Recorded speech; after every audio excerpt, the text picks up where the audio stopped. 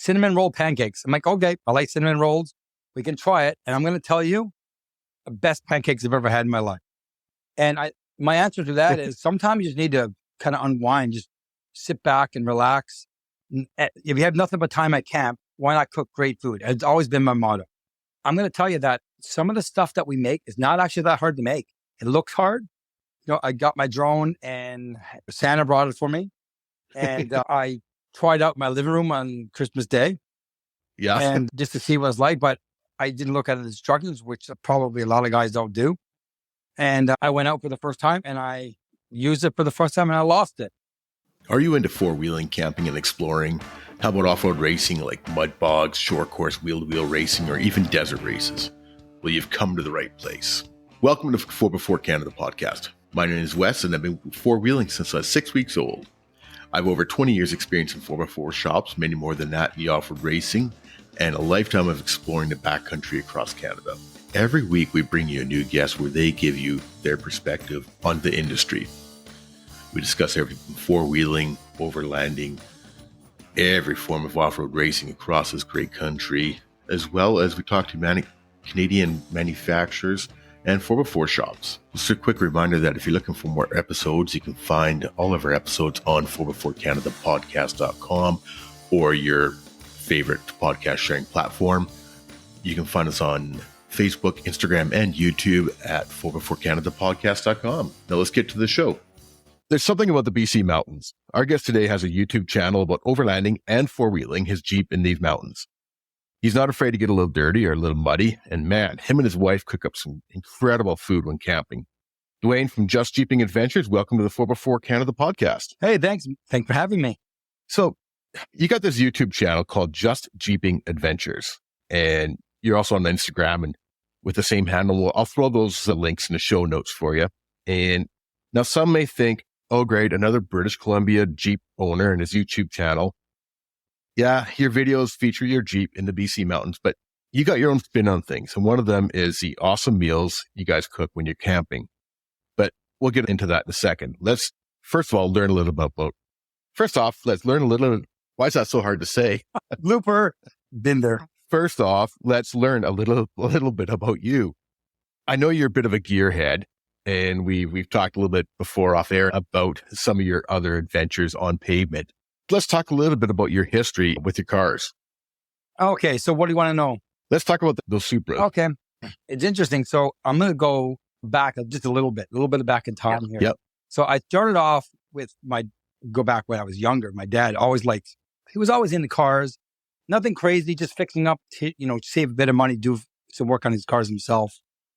And then I eventually got my license and I was into Volkswagens and way, way back. And when I didn't know any better. Like the air cooled, like the rabbits or the rabbits. The rabbit? Yeah, I've had 11 Volkswagens. Now, the reason why I had 11 is I didn't grow up with a lot of money.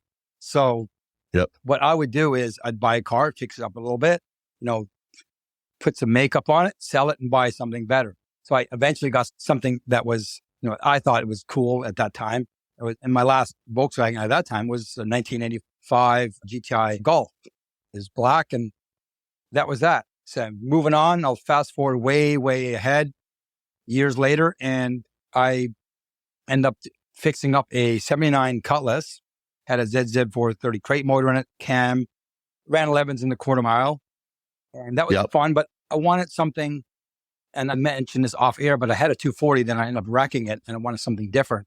Or something different, but similar. And I ended up getting a Supra. And that was the Supra I had for 17 years. And it made a little over 1,000 horsepower. And that was a 9-second car in the quarter. And I'll fast forward again. I ended up selling that car to my twin brother. He lives back east. And ended up buying a Mark IV Supra, which I took about almost 7 years to build. And that one makes just under 1,200 horsepower. Yeah, so as you can tell, I like a little bit of horsepower. So I've also had a little bit of horsepower, a little bit of speed. Yeah, you know what? It's funny because it's a little bit of a mix up here, but I also have the first generation Hayabusa, if you're familiar with bikes. And I started off again. The Busa was fun. It was fast, but I wanted more. And ended up putting a turbo kit on it, did it myself, put it on. It made 232 horse at the wheel. When I talk wheel horsepower, it's obviously a little bit different than crank. It's less. And I did 232, and then it went from 271 to 291. It's fast forward, it makes 582 currently, but it's a part because it's going to make around 800 horse when I'm done. Why do I need that? Well, the bike? Yes. 800 horse on a bike. Yes. So holy crap. So the thing is, and people will say, well, how are you going to use it? I'm going to tell you how, because I have standalone in it. It's called Motec, and it's full standalone. So the factory computer is out the window on this bike. Right. So it runs boost per gear. So I could run so much horsepower in each gear. I could run traction control, anti-wheelie control. It's got a bunch of stuff on it. And that's how I'm able to do that. So this bike, I'll give you an example how fast it is, because on low boost, it makes 380 at the wheel. And I put a video up on my Instagram, and I've had people think it was fast forwarded. And that's not even on full power. Now, to make it a little bit more, even more stable, is I put a taller tall gear transmission in it. And that allows me to run less gearing in the back. But that's got to be one hell of a ride, though. I mean, even just taking off regular. Yes, it is. And I can't describe it. I'll give you an example. So I have two bikes. I have a Nitrous Hayabusa, which is a Gen 2. That one makes 207 at the wheel on the motor, and it just got a small shot on it. It's a 40 shot. And that one makes just under 250. And that bike, I have my buddy race me on that bike versus my turbo bike. And my turbo bike on low boost, so 380 wheel, made that bike look like it was stopped. And off the bottle, that bike, I ran a 950 on that bike, on the nitrous bike without the nitrous. To give you an example how fast it is. So it's insane. But I didn't build the bike as a complete quarter-mile bike because I like doing top speed stuff. Have you ever heard of shift sector? I've heard of it. I don't know what it is. Okay. It does sound familiar, though. Okay. Shift sector is an event they put on all over the US, and it's half-mile events. So they're all sanctioned events, and you just show up, you pay your ticket, sign your waiver in case you die, and you do your top speed. And there's another one that's called Texas Mile. So you do it for 1 mile, you're doing your top speed. Yeah. So I've only done the half mile a couple of times, and I've done on low boost, and this bike wasn't set up then, but it was making around at 300 at that time. And I did 206 miles an hour and a half a mile from a stop to half a mile. Wow. Yeah. The 1,000 horsepower Supra is impressive. But I mean, a bike with, 500 or even 300 horsepower just blows me away. And I'm not a bike guy. Okay, I fair enough. like steel around me and a roll cage or. Oh, yeah. It's usually just the leathers and you're done. It's either leathers and a helmet. That's all you get. You get your lid, gloves, boots, and you feel like Batman. So where do you put your balls? Because they got to be so big to be doing that kind of speed and that kind of horsepower on a motorbike. Like, you're making me wrong. You slap them over the front instead of where the headlight is, or I have special underwear made. Yeah, so I got to tell you, and I know this sounds kind of odd, I guess, but once you get used to the power, you just want more. Now, I'm not going to tell you that I'm used to 600 horse because I'm not. My nitrous bike, not afraid of it at all. I respect it, and that's the difference. You need to respect the power because anything can go wrong. Yeah. But the turbo bike, I'm not going to lie. When you get on it, I'm fully alert, no phone because I have a headset and everything on my lid, right? But I'm fully concentrating on that because that bike, I can hammer on that. And in order to beat this bike at 600 horse, you'll need a 2,500 horsepower Lambo to keep with it. Twin turbo Lambo. That'll give you an example. I played around a bit with a little bit of horsepower with Mustangs and some bigger horsepower in my Jeep Snap, but I just can't imagine hopping on a bike with that kind of, like you say, you got to respect it, right? I'm okay with a 125. Okay. 125 is not a bike, man. Come on. Are you talking about dirt bikes or are you talking street bike? Dirt bikes, okay. Yeah. 120 a little bit different. I have to admit, I've never done street bike. I don't have my street license. But okay, fair enough. Yeah. Wow. Yeah. That's impressive, I have to admit. So how do you get from something like that into a Jeep? Like those are total opposite ends of the spectrum. That's the question of the day because I've had a lot of people ask me that, my friends included, my own brother. And my answer to that is sometimes you just need to kind of unwind, just sit back and relax. And I'm not going to say I'm not away from the horsepower because I'll eventually do the Jeep with some not crazy horsepower, just enough to keep up with the Hemi guys, But no, seriously, I think I just want to just enjoy the nature. And, since this pandemic happened, I got out. I'd had a Jeep before, a JK before this, and we just kind of chilled out and went outside. And we enjoyed it. And then we went out maybe maybe 3 times since we owned that Jeep. And then, I don't know, it just clicked. We went out with a couple of friends up to, I forget the name of this place. It was a hot spring. I forget the name of it now, but off the top of my head. But Clear Creek or something? Yeah, it's up Harrison. It's far up. Yeah. We went up there and we ended up sleeping in the back of the Jeep, and we ended up getting a tent. And I didn't want a tent that's going to take a long to open. So I looked at all these hard shells and ended up buying an iCamper because it's super, super efficient. Yep. Yeah. Very much. And then that's it. Yeah. The rest is history. The rest is history. So let's talk a bit about your Jeep, your current Jeep, I should say, because you had a JK earlier, right? Your current Jeep, you definitely got lots of mods on it with you being you. And I know some of them are, you mentioned earlier that some of them are, home built through your own design and that. But let's give the listeners a real quick rundown on your Jeep. Sure. Okay. Well, I always kind of start from the front because, some people look at it and I don't know how to start it. You just think here. Try to picture my Jeep. I look out my window. I started off with the front bumper. Actually, you know what? Let me back up again.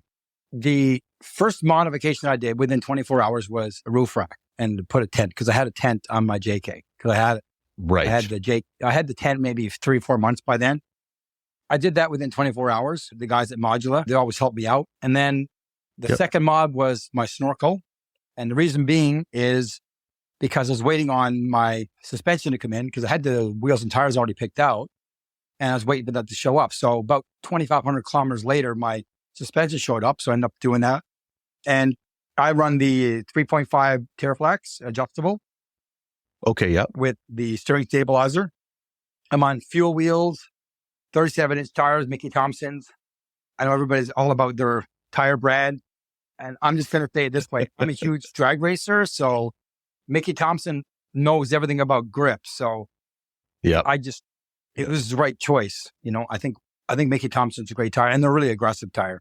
So I did that. And then shortly after going out, we end up adding some more stuff. And getting more organized. And it just kind of evolved that way. And I think just like anything, when you go out and you start a project, it's never exactly how you think it's going to be. You'll end up tweaking it or changing it. As like kind of my Rhino rack on the top, for example, I had front runners on the top and had to strap them down every day. And then the wife is like, you know what? Why's it taking you so long? And I said, okay, I'm going to go and buy a case. She wasn't happy about the price of the case.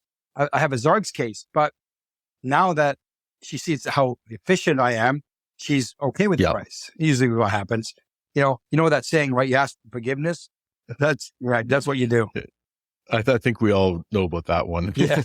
So on the top, I essentially have a Zargs case, and then I put the quick release shovel holder and for the axe as well. And then I end up putting some different mounts and stuff like that on it just to keep it cleaner. And then I've also modified the Zargs case itself inside. So I can put some, I guess you call it Paragon rope. Does that sound right? Rope, stretchy stuff. So I put it on the lid. So when I open it up, I can put stuff on the lid. And then my Max Tracks is also mounted there. I had to put a plate underneath the lid because the Zargs case is really thin. So I ended up putting that there to give it more stability on the lid. And that allowed me to put my Max Tracks mount on top of that. So that's something I like doing, like innovation like that. Not just, I know they make mounts for the Max Tracks. I just want to do it my own way, So, yeah. Well, everybody's got their own thoughts on things, right? So, and everybody has a different situation going on. So, I mean, throw your spin on it, and if it works, great, right? So it doesn't have to be store-bought. No, exactly. And I don't have a problem with, if anybody wants to go out and buy the catalog for the Jeep, well, that's fine. That's just not my own personal style. Yeah. And I think you like doing this kind of stuff, right? I love it. So I live for that. It could be a house, it could be someone else's Jeep, and they're organizing. I like to help them out too because I love doing stuff like that. I'm big into I don't know how to say this, but I'm big in the guns too, right? And I want to make a James Bond kind of thing in my office, with the house. have a hidden everything. So I can just open up, press the button. Yeah. I like doing different things that even if people don't see it, I like doing cool shit too. Yeah. Yeah. But so on the interior, like I know you've got your fridge and stuff like that in the back. What all you got going on in the back there? Because I know you've got to drop down for on your tailgate and stuff as well, right? Well, I don't have the back all done yet. I've got the power tank in the back mounted. I got extra cargo stuff on the side. And then I have the tailgate on the back. But unfortunately, I don't have the kitchen yet. I'm still working on that. Right. The wifey is deciding, do we want American Adventure Lab or do we want Goose Gear? I like the Goose Gear, but it's also, the Adventure Lab is a lot lighter. It's about 30 pounds lighter. So, right. And it also has an extra table mounting for full food prep because we do a lot of cooking. And because of that, I mean, it's all about the space too, because I don't want to take a million tables with me, right? Yeah. So that's the one thing at Jeeps, you guys are really limited on your space. There's a company in Calgary. I don't know if you've heard of them or not. I think it's called Fart. I'll send you a link after. They're on Instagram and that, but I believe they're out of Calgary, but it's FARQHT or something to that effect. And they do all kinds of slide out stuff for other vehicles. You'll have the same thing, yeah. Yeah, so, it's really, really impressive stuff. I don't know how it weighs or anything like that, but it all looks really super cool. Okay, so speaking of sliding, so I'll give you an example. So you just made me think of this. So underneath there's a space. Yep. I have the higher Rhino rack and the backbone in the back. So what it is, I bought a front runner, modified it, and made my own latch system, mounted it to the Rhino rack platform, and I have a stainless table that slides underneath the tent. So nice. That way, again, I didn't know anybody made anything, so I thought, I'm going to make my own. And speaking of the Rhino rack, I should say also that the front rack is the first of its kind. I'm the first one to do this because it has a small platform in the front that's not generally designed to sit on the front of the Jeep. It's got, the Freedom panels in the front. So your removable panels. Yeah. Yeah. So they go into it and then clamp on the side of it as well. So they're not designed to put a lot of weight on the front. And I don't blame them because they are fiberglass, but I have about 60 pounds, say, total in the front. But if you want to put anything on the back, that platform ends up on the third backbone, which is, you put as much weight as you want on it. So that's where my water tank is. So that's a 33 liter or 8 gallons for anybody else listening in the US. And so that's how it works. But anyway. So with your slide, because that's actually something I'm working towards. I just got to finalize exactly what I'm doing, but I want to be able to carry a fold-up table as well. And I was just thinking like little U-shaped channels, basically, and then I can run the table down through that. Is that, how have you got your table mounted on there? So I took off the tent. We mounted through so it's got sliders already. So I use an existing sliding platform that wasn't available for the Jeep. So Front Runner makes a slider table, like a whole kit, but they don't make it for this rack. So I modified that and mounted it to my Rhino rack. But I believe it does work for their platform. But it doesn't work on mine because it's a bar system. It's not a platform on mine. Yeah, exactly. I just had to make it's hard to explain. It's got I cut some latch on the back. It just pops open and I can slide it out. On my last video, actually, at the very end, you watch the next video, you'll see that it's pretty cool. It's actually probably one of my favorite mods on the Jeep. Okay. I'll have to have a look at that too. Cause like I say, I'm bouncing around a couple different ideas what to do in the back, whether I go to a rooftop tent that's cab high, so I can still put kayaks on, or go to those white aluminum canopies and then put the kayak on top of that. Regardless, I want to go with something where I can slide a folding table inside, because it's just, sometimes you're not somewhere where you have a picnic table, right? Totally. Yeah. So speaking of your last video, as I mentioned, I briefly went through it tonight. I skipped through it just as I was eating dinner, and I'll watch it properly, after we're done. But one thing I noticed was your diesel heater, and that's something that's really sort of hot and popular right now. And anybody that's into winter camping definitely you need to go that route. You've got yours mounted a little differently than normal. Let's talk about your thoughts on the diesel heater, but also on how you got it mounted. Okay, so I'm going to go back to last year. I had a heated blanket at New Year's. We went New Year's camping last year, and it was minus 12, and I had a heated blanket, and it was okay, but you get up in the morning, you're still freezing, Yep. And I talked to Ryan at Modular, and he said, should get a diesel heater. I'm like, nah, it's a little bit on the pricey side because the Planet heaters are not cheap. And I thought, no, I'm just going to leave it. And then eventually, fast forward to this year, I thought, we got to do something. You know what I'm going to do? I said, hey, Ryan, you need to let me borrow this heater. I'm all about the persuasion. That's a good way to sell a heater and let somebody borrow it for the weekend. You'll never get it back, right? And that's exactly what he let me borrow it. And I said, okay, what's the price? Because you're not giving it back to you. And he just laughed. He's like, really? He's like, no, we got it. So I'm going to tell you, this heater is a game changer. Now, sometimes I look at it and I think, is there a better way to make things mounted? The first time I took it out, I had it in the back. No, I had it on the tire platform in the back with my phone. Right. And I didn't want to carry it like that. And I thought, my buddy from Frankenstein Speed Custom, I've known him for 20 years. He does a lot of custom fab for me. I'm not a welder, but I've done my welding ticket years ago. But I'm not good. You need to do that almost daily to be a really good welder. I mean, I don't know if you know much about welding, but it's an art, you know? It is. So, it is. And if you get out of practice, it's, But my stuff would look like bubble gum and like bubble gum welding. So, but I went over to him and I said, hey man, I want to do something with the case. I had an idea. I said, why don't we mount for the back of the case? He said, well, that will just be a lot of pressure on it and it might break over time. So why don't we mount it to the side? And I was kind of reluctant because these cases they're expensive, not just the case, but the whole unit. I didn't really want to drill into it, but I thought, what the hell?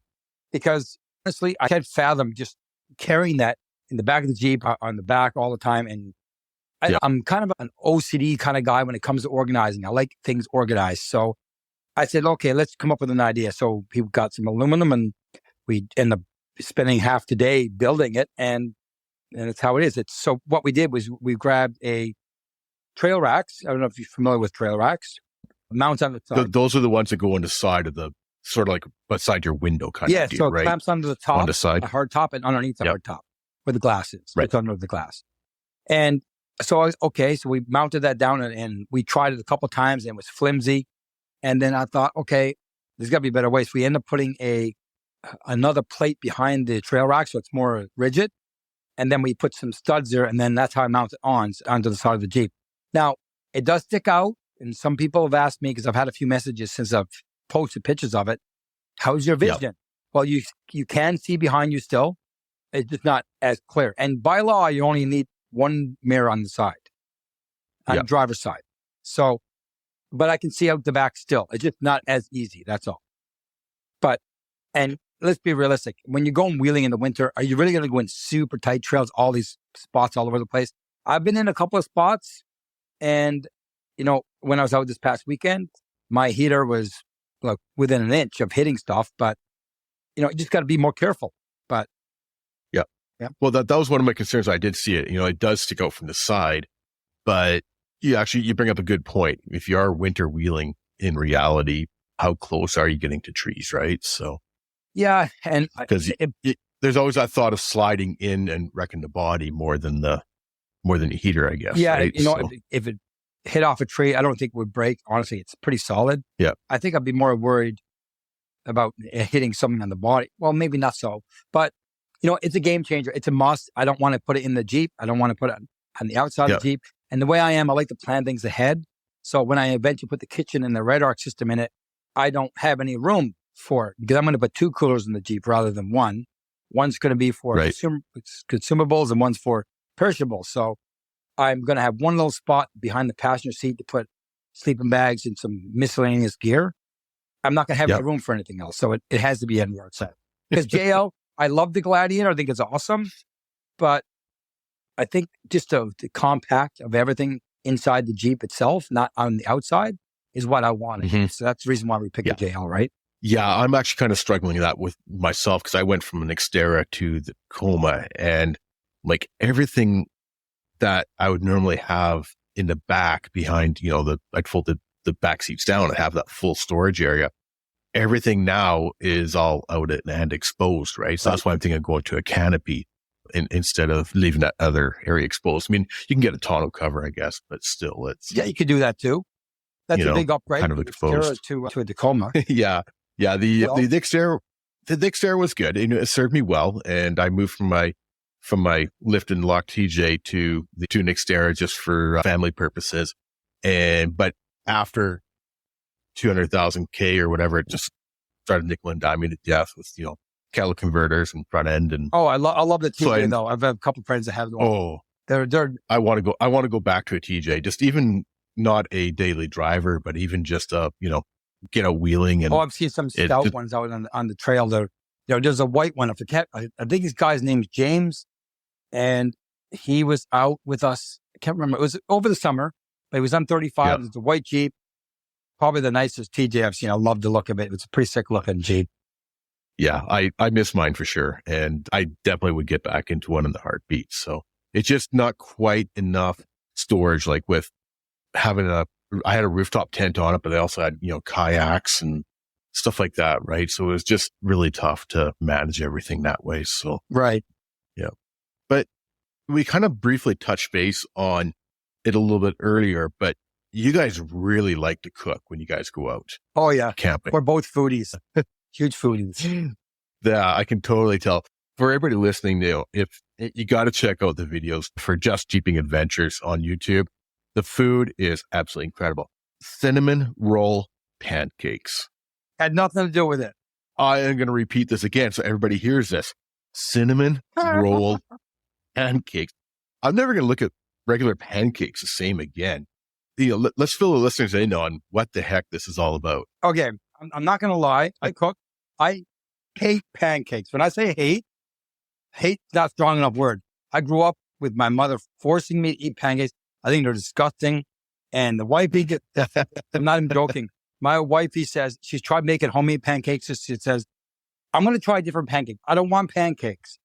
And she says, well, let me try this one. She shows it to me. Cinnamon roll pancakes. I'm like, okay, I like cinnamon rolls. We can try it. And I'm going to tell you the best pancakes I've ever had in my life. I wouldn't doubt it. So, I don't know the ingredients. I just watched it because I do a lot of cooking at camp, but she does a lot. Like, I'll give you an example. I know you go a little off the subject here, but it's all good. But I'll tell you that, like, I'm a ticketed butcher as well. And I did that years ago. I don't do that anymore, but I did do that. And when we go out, for example, I Frenched the prime rib roast, tied it, put it on an open rotisserie on an open fire. She can't do that. Like, just certain things that I do at camp and then certain things that she does at camp. She's made camp donuts. Pretty easy to make. If you make them easier, she's a wicked baker. But I wanted to try that because when I go out with the guys, I want to make it. So I made some gourmet pasta with the guys. I made primary burgers. Burgers are pretty easy to do, though. You can't screw those up. Kat made donuts, made cinnamon donuts, made jelly donuts on my own. But when it comes to the more gourmet stuff, I will do it, but I'll do it at home more first and then try it out. Right. It's like tonight, a prime example. So tonight we had chicken. We had mango salad lots of times. It's pretty simple. Onion, mango, your peppers, lettuce, chicken. And the chicken, I'm going to tell you, I'll give you a little hint of a recipe here. If you want to try something that's really good for chicken, because they had this tonight and hadn't had this in, got to be 10 years. I'm going to tell you this. Yes, please. Soy sauce, ginger, spicy teriyaki, garlic, and lime juice. I'm going to tell you, this chicken is, it was so good. That with the mango salad on top of it, with some mini potatoes, russet potatoes. You can do russets, you can do mini potatoes if you want, and a little bit of salad. It's kind of a semi-healthy dinner, but, it's a lot healthier than craft dinner. Yes, but hey, you know what? And it sounds delicious. But I'm going to tell you, I've never made macaroni and cheese at camp. Well, we got to do that. We've done homemade pizza, like pizza from scratch. I'm not talking buying and then making and putting in the oven. I'm talking full on pizza at camp. We've done pulled pork at camp. I was going to mention that the pulled pork tacos. I mean, those look so good. And I've seen lots of other good eats in that, but I've never seen anybody do pulled pork in a cast iron Dutch oven before. Like, okay, we've done that. It looks so good. We've done it twice. The first time we burned it a little bit because the Dutch oven is a science. You can't just throw it on open fire. It's got to be cold. So what we've done instead, we'll have our fire and we'll put our Dutch oven off to the side with briquettes. That way it's all evenly distributed. The heat, because it's important. But that's one thing that I did learn actually from watching your video and when you're doing the pulled pork, you explained that doing it on the briquettes and not going to a thing. So I actually did learn something when watching your videos. Well, that's good. And you know what? We're not chefs, but we do cook a lot and we like to cook. And sometimes I'll give you an example. It looked better in the picture. We made chicken. Okay. And it probably doesn't taste as good. She will disagree. She'll say, oh, it was good. I don't. I freaking hate pancakes and waffles. We made chicken waffle sandwich and it looks good in the picture. Looks good in the video, but I didn't like it when I just ate chicken. I'm not going to lie. Well, if you don't like pancakes, you're not going to like waffles, No. right? So what's he trying to trick me? Like, I know it's a waffle. It's all the little squares on it, but the pulled pork is probably the best tacos I've ever had also. So there's some stuff that you can make in the cast iron that is insane. We've done apple crisp. We've done, what do you call it? Skillet cookie. We've done those too. Yep. We've done, I don't know, we've done so much stuff. This last weekend or the last video that was just posted today is called, I call it coq au vin in my video, but it's actually coq au vin is what it's called. It's a French, it's almost like a French stew is what they call it. But it's not, I hate stew, but this was really good. Beef bourguignon's another one we made at camp. We screwed it up the first time, it was too watery because it should be really thick, right? Yeah. And the second time, because we've done beef bourguignon at least 4 times at the house. So one of the best dishes also you'll ever try. I haven't ever tried beef bourguignon, but if you need to try. I don't think I have. I'm going to have to look. I think what you should do one day is let us know when you want to come down and we'll have a couple of people come out. We'll do a little cook-off because the one thing about beef bourguignon, you're doing it in a cast iron. It's going to be in the Dutch oven. It's going to be a lot of food. It's not just for 2 people. So sometimes we actually end up, just burning it because we don't want to take it back with us. Or if someone's around, like, hey, you want to try some of the food? If there's any other campers, we'll share it out if they want to, right? So why not? I notice you guys do a lot with cast iron. And that's something I've thought about cast iron before, but I haven't really gotten into it. What are some of the benefits of going cast iron? Okay, so obviously cast iron is durable. And it heats the food evenly if it's done right, like as I said earlier with briquettes. It's more versatile. It's non-stick. Yeah, I guess it's easier to clean, right? Just a quick wipe and well, you know what? Some out. People say you need to clean them thoroughly. I don't think you need to. It depends on how you cook it. If you burn something on that's got a layer, well then you're gonna have to clean it a little bit more. But that just depends how you use it. So it doesn't really need to be washed, So, but I think it's good. And the one thing I love about the Dutch oven, or even mostly the Dutch oven, I like the most is because you cook a dish in it and you prep everything, which takes time. And then you're just adding stuff in it, like Mountain Man breakfast. You ever try that? Yes. Okay. Yeah. You're layering things as you go. And you don't really have to do anything. You're just sitting back, having a coffee in the morning, if it's breakfast, or a beer in the afternoon while you're getting ready to cook your big meal, So you're just leaving it, letting it simmer, and you're just having it work. So that's what I like about the Dutch oven. I mean, I like the prep also, but if you're in the winter, I don't like prepping. Who does? Because it's too freaking cold out. Exactly. Yeah. So I think everybody should have a Dutch oven. They don't have they make them in all sizes. I think 10-inch. I think they make even an 8-inch one. That was my next question too, because I haven't really thought much about it. When I did think about it, it's like, I'm thinking, oh, that's a lot of weight or that's a lot of space. But I guess you work around that. You plan for it, right? So. Oh, for the space for the putting the pans and stuff in the Jeep? Yeah. Yeah. You know what? I am pretty conscious of the weight I'm adding to the Jeep. And this is the thing. When I do purchase something, I kind of want to see what kind of weight it is and if it's really worth the weight, whether it's really worth it or not. Exactly. So. Yeah. But I guess you say it's got to plan it out and go from there. So I think I'm going to venture into some of the cast iron stuff this summer. I've watched especially a lot of your guys' videos, but other videos as well. And I'm really interested in trying more interesting cooking when I am out. So. Well, I'm going to tell you something. Some people will look at this video, like my brother says to me, I watch your video. So, but am I really going to cook that at camp? And the answer is, this is my motto. It always has been. If you have nothing but time at camp, why not cook great food? It's always been my motto. Yeah. So what else are you going to do at camp? Sit down on a chair all the time? Why not just prep the food and then put it in the Dutch oven? Or I actually enjoy cutting it up, prepping everything together, except for winter. I'll prep that at home if it's going to be cold. Yeah. But I think that's the fun part of it. You don't have to cook like this. No. Do it cook simple? Yes, I do. I've had sandwiches at camp before. I've also had just junk food out for the day, So it happens. I just prefer when I plan it. And just an example, like next week, I'm going out with a couple and they want to go cook. They're foodies as well. Like he wasn't on this past video. He was on a couple of videos back. Either way, they did some cinnamon buns, in the Dutch oven. They do the dessert. We do the dish. We do the dish. They do dessert. Right. So we're taking out a trailer next weekend and a local company, and we're just going to test out the kitchen and stuff on it. And we're going to do a little food thing, a little bit of wheeling, a little bit of some food just for 2 days. It's going to be fun. So, but I think I hope I don't deter people. Be like, I can't make that stuff. But actually, I'm going to tell you that some of the stuff that we make is not actually that hard to make. It looks hard, but except for the one, this particular one we did with the brandy, the wine, the coco vin or coco vin. Mm-hmm. That was a little bit more work. I did see that. That was a bit more work. That was probably the hardest one we've made, but most of the stuff we made, anybody can make it. And this one included.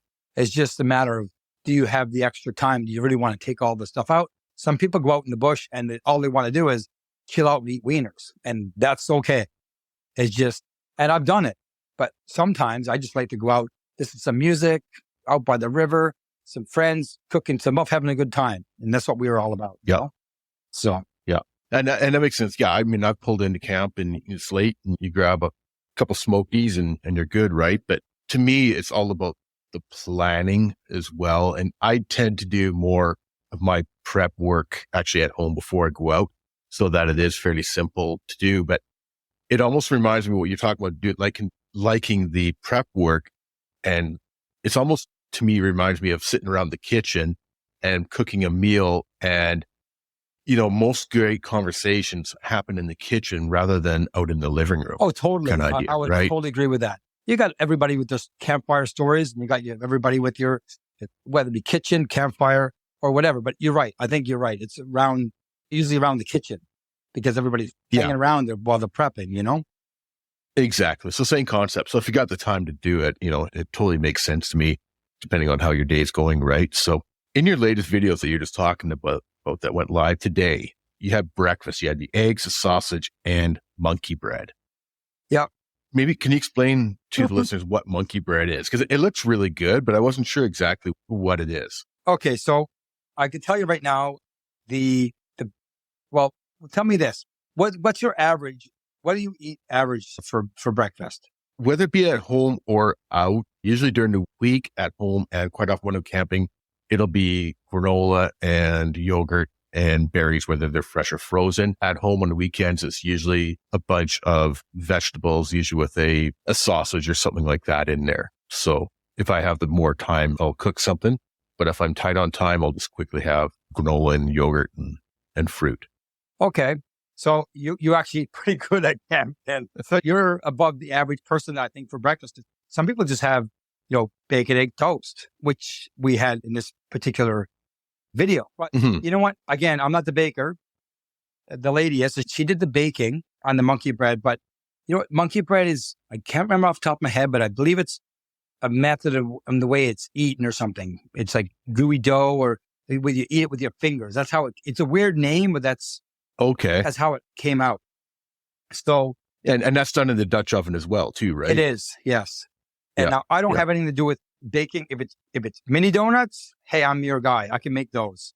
But I am not in any way going to pretend that I make any of the desserts because I don't. But well, it's fair enough. I mean, you know what you're good at. You do that. But I'm going to tell you something, Wes. This is the thing. Okay, I get kicked out of the kitchen whether it be at the house or I'm in the Jeep. She'll say, "Go do a blue job." I don't know if you know what that term is. And this is the pink job, that's the blue job. Like, hey, they're not my word. Those are her. But she says to me. So, sometimes you just got to listen. And as far as the baking, she's a phenomenal baker and she's a phenomenal cook. She's better cook than me. I can cook. I'm a really good cook as well. But she is hands down a better cook than I am. Hands down. Well, at least you know where your strengths are, right? So it's funny because I've often asked some of these questions to lots of our guests. And G from BC, his comment was, I'm happy with the sausage sitting around the fire kind of idea, right? Whereas other people, a lot of times it relates on time wise. So if you're packing up in a hurry to go, something quick, or if you get to camp late, it's something quick. But a lot of guys are really wanting to do more of the good food cooking for sure. Well, so to your point, when you get to camp at late, I'm going back, I'm going to say my minus 14 degrees Celsius video, winter camping. Yeah. We didn't get to camp till about, I think it's on the video, it's about midnight. And I was starving. I was eating a little bit pieces of everything. I had such a headache. I actually took something from my medic bag because I had such a pounding headache, and it was cold, and we got stuck a bunch of times. And as always, you expect that in the snow. And then his winch broke, and then we ended up fixing it later. But it was a long ordeal, which you kind of expect when you're in the snow. But some food prepped prior in a meatballs just need to be cooked on a fire. So we got to camp at 12 o'clock and we end up having those. But generally, if I'm late at camp, I would just grab a hot dog, or I'll even raw hot dogs. Doesn't matter to me. They're pre-cooked anyway, but I'm not always about the food that I have. Like, you see in some of the videos. I agree. It totally depends on timing and stuff like that too, right? I pulled in camp and it's something quick and easy and you go from there. But I tend to do a lot of my prep at home. And I've been doing a lot of the tinfoil meals for years, cut up all the vegetables, and I'll throw, say like those mini potatoes, I'll throw those in the microwave. So they're pretty much ready to go. And then, put together the tinfoil meals. And again, there's something nice and quick and easy, but still, relatively healthy. Oh, just throw it over the fire. Perfect. Yeah. I've done that too. Like I said, it's all about what you're planning it. If you plan it well and you got your proper gear, you have a great time. And the food, this whole concept of gourmet cooking at camp seems hard, but I don't think it's that hard. Depending what you pick. I shouldn't say it's not that hard. It depends on what you pick, but you also have to have the right tools. And because I'm out of a cooler still right now out of the Jeep, I wanted to pick up one of those Dometic, electric fridge and stuff, but I don't want to buy things twice. And that's why I'm holding off until I do the kitchen with the Red Rock, and then it's all self-sustaining. But that's needed for someone like us because we like to get out and we like to do special cooking. Not all the time, but we went over, but I want to have everything is super organized. Everything has a designated spot, Yeah. I've got a Dometic, and I'm, everybody said that it would be life-changing, but I don't know. I'm still not 100% on it. Maybe just really because I'm cheap, maybe, I don't know, or maybe it's because I'm only gone for 1 or 2 days, or maybe 3 days at max kind of idea, right? So a good cooler for a couple of days, you still have ice, right? But it's good and I enjoy it. But I think if I was out for longer trips, I would probably enjoy it more. But, and also, I mean, I'm by myself, so I don't necessarily have as much food as a lot of other people do either as well. That would make sense. So to your point, now I usually go out 2 or 3 days at a time, but in the future, we're planning on doing 5-6 day trips. So we want to go to Okanagan. We want to go down to the US. I'd love to go to Alaska one day, so I'd like to go multiple places. I already talked to Marco a few times. I said, we need to do like a cookout, like have a little fun. I do my stuff. You do your stuff, just have some fun with it, Yeah, exactly. He's totally down for it. Yeah. I think it definitely, if you're going for longer trips, it's definitely worthwhile getting one of the fridges for sure. When I do bring somebody else along, all the perishables are in there, but usually I'll bring another cooler for the alcohol and water and stuff like that. Right. But it does the trick, and I've paid for it and it works, but it's not as life-changing as I expected it to be. Okay. Fair enough. And I think this is how I survive right now with the cooler, because I'm not gone for 5 or 6 days. If I'm gone for 2 or 3 days, you're fine with that. It just, if you're going for that long extended time. So I don't think you need all the extra gear unless you're traveling longer, so makes sense. I totally get you. But having said that, it's really nice to not have ice or, water in your bag of steaks and stuff like that, right? Like, yeah. So about that. So what I've done, because it's happened to me, and like my ribeyes are all full of water. So what I've been doing is, just in case, I put my steaks or anything that I don't want water in, I'll put them in a Ziploc before I put them in there. So, I mean, and that's probably a common thing for a lot of people, but it wasn't for me, because common sense is not always so common. Exactly. I've got to get a new set of knives for camping. You got any suggestions? Okay.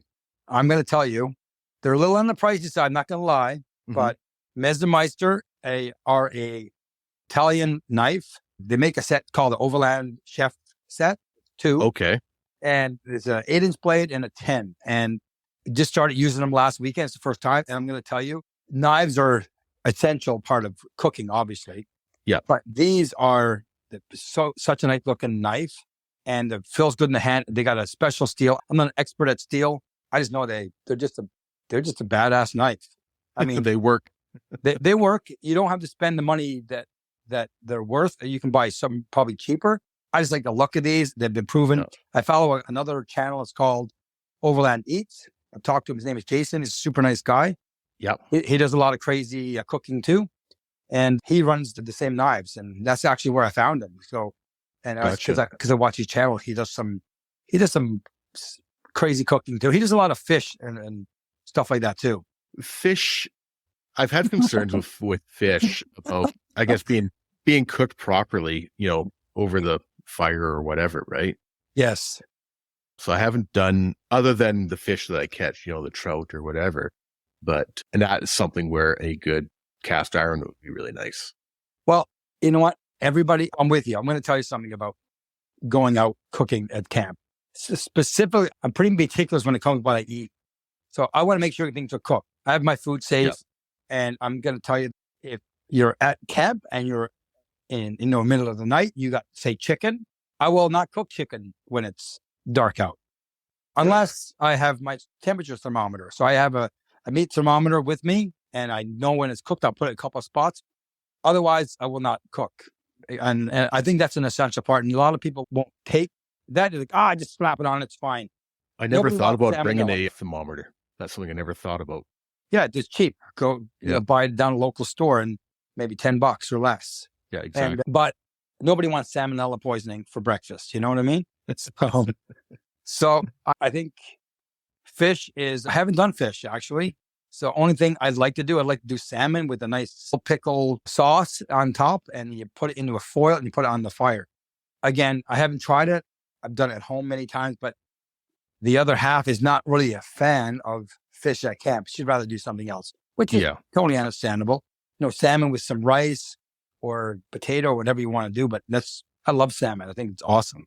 Me too. It's one of my favorites for sure. So, but yeah, I'm just a little leery about it, over the fire. But having said that, I have done, the few fish that I do catch, and they've always turned out well. We did that growing up when I was kids. So we had to catch our dinner. And, we did the same. Yeah.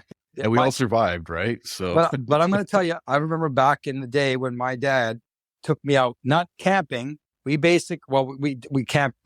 Back up. He took us out camping with his massive backpack. I was about 12, and I didn't want to go there, but he wanted to go out and we're going to take us out and show us ropes in the woods and stuff. And we walked for a good, it had to be 2 or 3 hours into the woods. We found this little lake, and I remember catching fish, and I got sick. I remember that. I don't remember what it's from, but I remember getting sick. And there was a little lake there, or a little pond, or whatever you call it back east. And then we caught tons of fish and we're eating them. But I got to tell you, it wasn't my favorite experience, but we basically transferred my walking skills to a Jeep. So I'm done with the walking and the hiking. So yeah, as we get older, eh? I go to the gym. I don't need to go, I just rather go in a Jeep. If I can get there in a Jeep, I'm going. That's what I'm going to do. Yeah. Makes sense, right? Yeah. No, I hear you. I mean, I still do, hiking and mountain biking and stuff like that. Just not quite as much as I used to. So, but the Tacoma is really comfortable. Yeah. You know what? This is funny. So I have a friend of mine that has a tracker or a sidekick, Suzuki sidekick, same thing, right? Yeah. And he's never been in the Jeep, but he gets in it and we're just wheeling. He said, man, this is the limousine of wheelers. Like, this is insane. And I never thought about it because, I've been in his tracker and it rides a bit rough. It's a tracker or it's a sidekick, right? It's nothing's fancy done to it. I never really thought about it because, with the suspension and the tires, I put the tires down pretty low when I'm wheeling. More so in the 7, 8 PSI in the snow, but I'm down like 16, 17 when I'm on the roads. Super comfortable, and it's really floating. It's just such a comfortable rig. I love it. Yeah, you kind of forget sometimes that I'm in a Jeep. Close your eyes. Are you in a Jeep? Because, it's kind of nice. I'm not going to lie. And you know what? It's got the off-road pages, which I like on the Rubicon. I know you know the difference already between the Rubicon versus the sports and everything because the axles and the diffs and everything. Yeah, for sure. So I think that's, quite often that's the way to go. Like that, going to a Rubicon. Well, I guess it really depends on what you're planning on doing, right? Yes, I totally agree. Because some people will say, I'm ripping everything out that Rubicon anyway. Well, Exactly. if you're ripping out the axles, well, yes, you don't need a Rubicon because axles are already pretty beefy. But if you take the axles out, then you got to put air lockers in, which you're stuck with these switches, which, the locking switches, which would be kind of dumb. Why wouldn't you change it? But the transfer case, the bigger diffs and all that, unless it depends on what you're getting, really. Yeah. Like you said, like you got a couple of locals running their bigger engines and they got to put bigger axles and stuff like that, which makes sense. But that's another level there. I don't know. Personally, just me, I don't know why you'd need massive horsepower. Like I think it's super. This coming from you. Okay. I know. Isn't that a bit odd? I know I'm the total opposite. Because you know what? My brother is going to be listening to this. He's like, what the hell are you talking about? You don't need horsepower. Okay. Let me rephrase that. I'll retract that. Let me rephrase it. I guess what I'm saying is, I'll give you an example. What happened to me on the last weekend. I was out solo and I got stuck. And I got stuck for over 3 hours in one spot. I used the rear winch. I used the front winch. I used traction boards.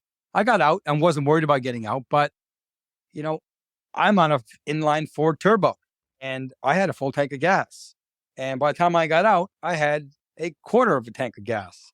So I did have an extra fuel on the side, another 7.5 liters. I could have brought more, but unexpected. If I had a Hemi, as an example, I'm not picking on Hemi guys, but I'm saying just being logical for me, because I go out quite a bit. I do go out quite a bit on my own too.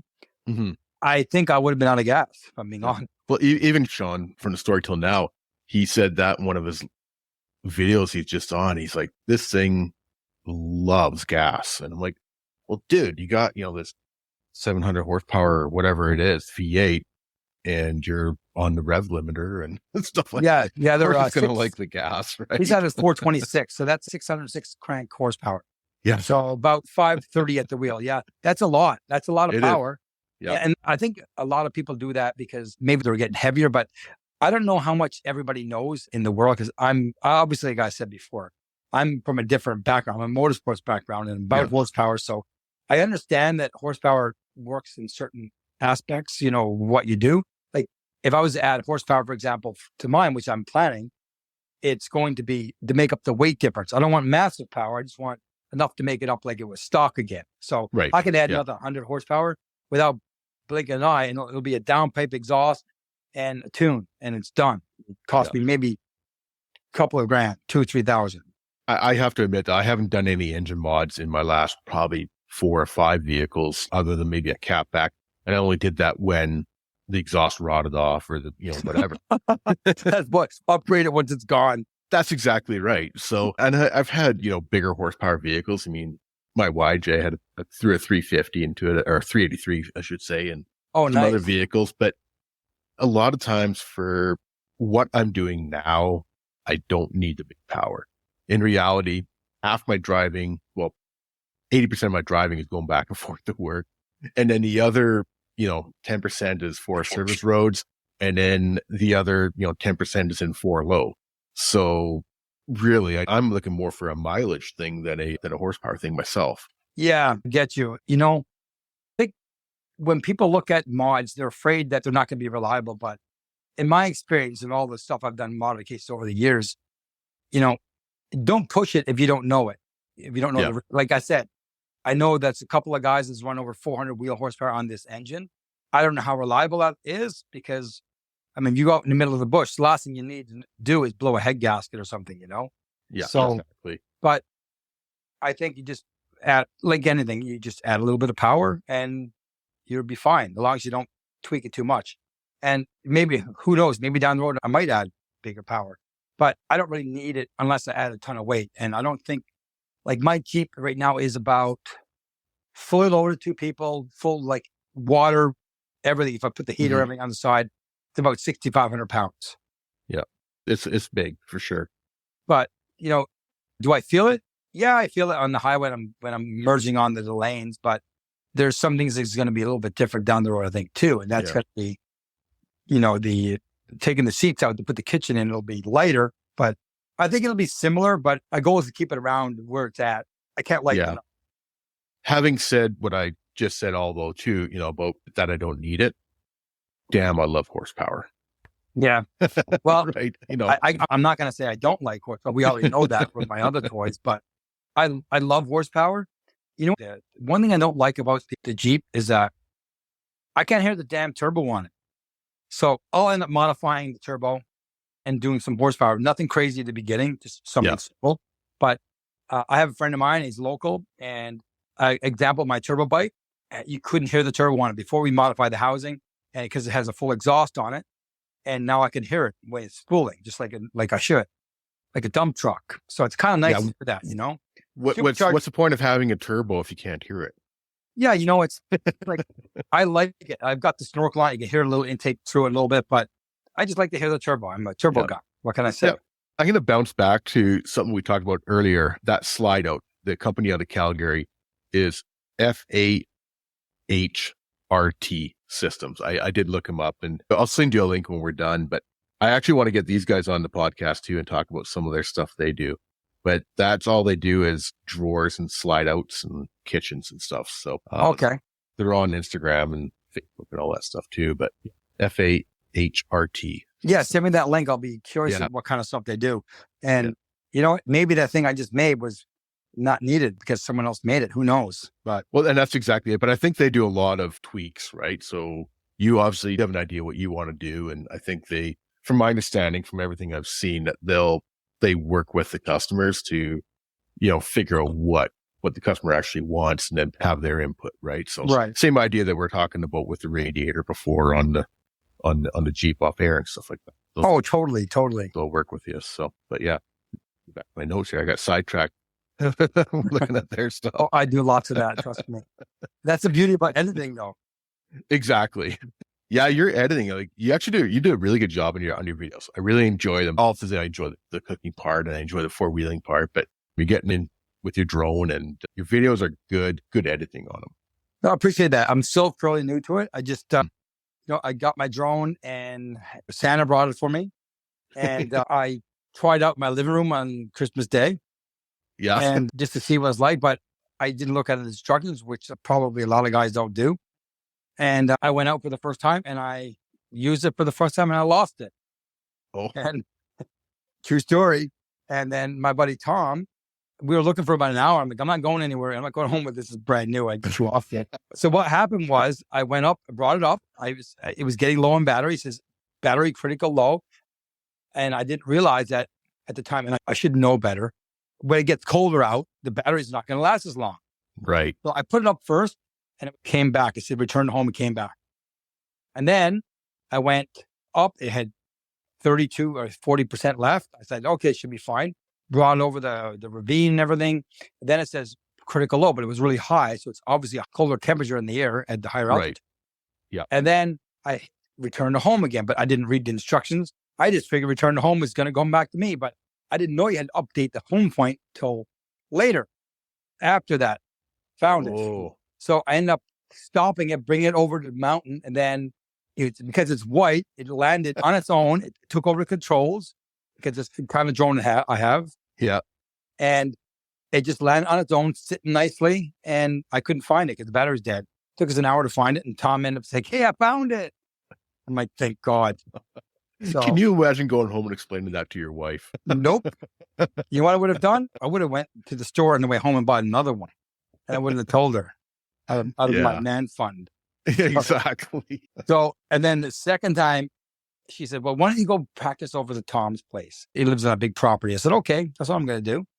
I went over there, not realizing, stupid me, it's getting dark. So the sensors don't work when it's dark. Okay. So I'm showing off my drone. I'm just showing like, hey, check this out. It's Duanne, there's a tree and it looked like I can clear it. But I guess one branch I didn't see, clipped it, and went cling, cling, cling, cling, cling, cling, and hit the ground. But lucky me, pretty durable. It landed on grass right side up. and it only broke one propeller. So I put all new propellers on anyway, just because I'm picky that way, and put it up in there. It was perfect. So I never crashed it again since. I'm super, super careful now. And I know how to update the home point and how to do tracking. I didn't know, and I wanted one like that too, because I wanted a drone that tracks me. I don't have to worry about it tracks me, but only a certain distance. And it can lose the tracking if you're behind trees and stuff like that. So it's searching for you. It's got a lot of cool features on it, this little drone. Tiny. Yeah, I think it's something I'm definitely interested in. I got a few friends with drones. They definitely interest me, right? But I've got enough going on that I can't deal with more stuff on my plate. But there's a funny story that Darian from Piston Broke, he does videos. He does some wheeling videos out of northern Saskatchewan, but he also did a lot of these 4 mega truck off-road videos of events that happened in Calgary. And he's on a month or two ago, and we're talking, and he had his drone, and he's got these big trucks. We're talking, big trucks are like big, tall tractor tires, and they're 1,500 or 2,000 horsepower things. They're coming over this jump, and the drone got smoked by one of the trucks. Oh my gosh! Whoopsie. Yeah, they can go fast. If you put them on sport mode, they will go super fast. I don't know what the speed. I think maybe 50K. They're pretty quick. Yeah. Have you ever watched where they have the drone races? No. Through the stadiums and that? No, I haven't. You got to check it out sometime. Yeah. I didn't really. I came across it on YouTube by accident, and then I just lost like an hour. You know how that goes. But they'll take, say like inside a BC Place, and they'll have these drone races where they go through the causeway, and then they're zipping between, seats and up and down and all kinds of, like, these guys are absolutely incredible skills with these drones. And they're nice. So fast. It's unbelievable. But yeah, it's pretty cool. You have to check it out sometime. Oh, for sure. Yeah. I didn't know that was a thing. Yeah. it was There's pretty a thing for everything. Exactly. Yeah. You can spend money no matter what. Every hobby, right? I'm into RC cars too. There you go. I only have one. I said I like how I said that. I'm into RC cars as well, but I'll tell you, I have a bunch of Snap-on tools in my house, right? And I entered this contest, which I never do. He said, just come on, Duanne, just enter it. I happened to win. I'm like, are you shitting me? He said, nope. So I won this Snap-on Special Edition Ford Focus RS, I think it's called. It's all-wheel drive, and I think they're worth about $700. And I thought, I want to modify it. So I put a 4S. You wanted to modify something? So the top speed of this, get this, the top speed of it is 26 kilometers per hour. Okay. Now it goes a little over 100. So I modified, I did that. I didn't know this was a thing, kind of like the drones. I didn't know it was a thing for racing, but I didn't know you could buy all these crazy mods for an RC car. Yep. And you can buy a clutch. I had to do a clutch, the differential. I bought a whole bunch of stuff. I spent about $700 on it. I got it for free. So I basically bought like a stock one, but it goes way faster. And it's all in red anodized stuff, all the parts, because it's Snap-on, right? Yeah. So I thought, cool. So anyway, I shouldn't say I'm into RC cars. I got it for free. I wanted to modify. I think it's super cool. It's kind of like anything I did. You buy a gun, you modify it, and you move on to the next thing, So. Yeah. Never ending. There's always something to do, right? So speaking of RC cars, I got a friend up here in Kamloops, Dion Rosser, and he's got a lifted Grand Cherokee, and actually his wife has got one as well. But he's super into the RC cars, and he builds these engines. He'll do like a 3D print. And he'll take like a Toyota 22R RE motor kind of deal, and the detail on it, like he's got the thermostat housing. You can see the bolts on the thermostat housing. Oh, cool. And the 3D print's super cool. Oh, his detail, and then he paints it, and he just finished one as a giveaway for a contest, and it's got, dirt on it and a little bit of rust on the air cleaner kind of idea. And it's just the detail that he does. Like I say, seeing the bolts on the thermostat housing or a valve cover housing, and they're different color than the housing, or it's just, the dude's got some mad skills, and it's super impressive. I think I got to tell you, doing the 3D print, like I have a friend of mine who does all my CSC stuff, and he'll usually do a 3D print first. And then, he'll do the CAD design, then he'll put it in 3D print and give me a sample of it, make sure it works, and then give it back. I love 3D stuff. Matter of fact, on my turbo bike, he's done multiple stuff like a CAT scan in aluminum, but he gave it to me in plastic first to make sure it all worked, hook up my fittings. I love it. This guy's doing this in RC engines or just like Yeah, RC engines. So he'll do, and even he'll make little things like fire extinguisher mounts or whatever, but the motors is his big thing. It's obviously not what powers the RC car, but it's when you pop open the hood on this, custom built RC 4x4, you can see the engine and it just looks like it's, so realistic. So that's super it's cool. Incredible. Yes. So my Ford Focus car is nothing like a real, I guess it's not like a real car. It's like a typical RCA car, I think. Right. But if you get the trucks, you can have a real engine look at inside. Looks really super cool. They don't have those not the one that I have anyway. Some of this stuff is super impressive. I've got a few friends that are into it, and it's like, personally, I don't have the patience for it myself, but it's super impressive what some of these guys are doing with their RC crawlers and that. So.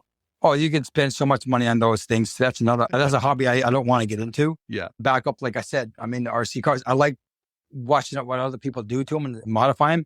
I have one, and I'm not going further than that because you can waste so much money. I mean, you spend $700 on it, and I could still spend a bunch more, but you need to know where it's sitting in the garage. It's priorities, right? Yeah, it's been sitting in my garage for, a few months. I haven't even touched it. So it's a cool thing. It's just one of those cool things you have, so. Yeah.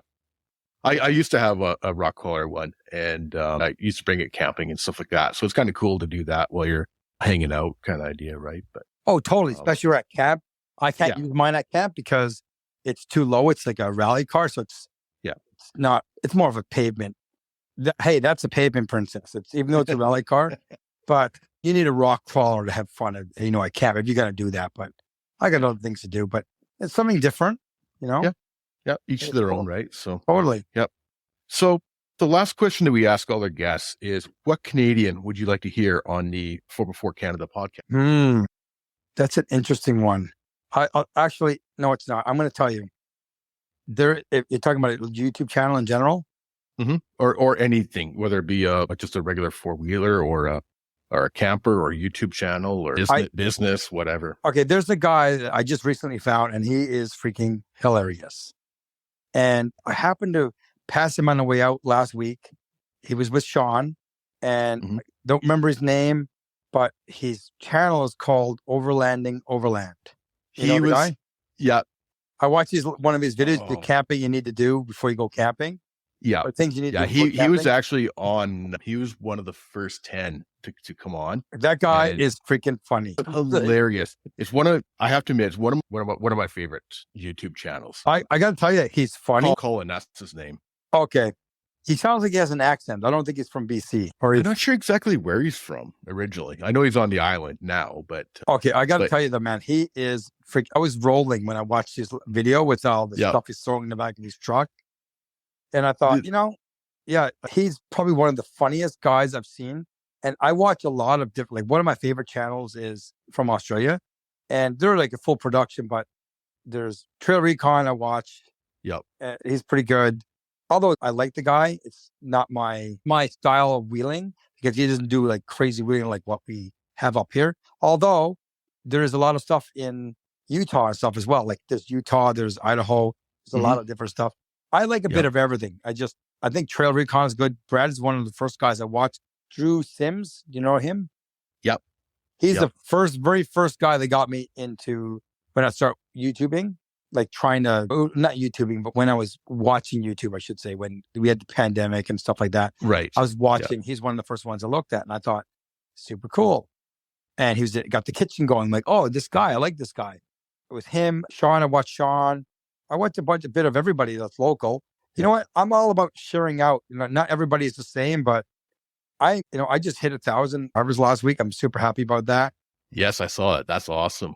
And, I'm super grateful for the people that watch me. I'm just out having a good time and people follow around and hope I make it enjoyable. And you know what? As you go out more, you have more experience and better in editing and stuff like that. And I just try to bring my world to other people sometimes because not everybody can get out, right? Exactly. It's really interesting. I've been promoting a lot of the YouTube videos on our Facebook page, and I'm really finding it interesting. One day it'll be somebody from northern Alberta, and the next day it'll be somebody like yourself down on the coast, or then we're over to, East Coast. And I'm really enjoying watching different videos from all over Canada, different trips, people going up to Tuktoyaktuk and things like that. It's just, Canada is such a beautiful country, and I spend a lot of time traveling around Canada, but there's still so many places I haven't. So that's one of the things that I really enjoy. Well, I could tell you that in my experience anyway, I've got so many people that are messaging me on Instagram, few on YouTube, I'm on Instagram a lot. And the common question is, where the heck do you live? Your country is beautiful.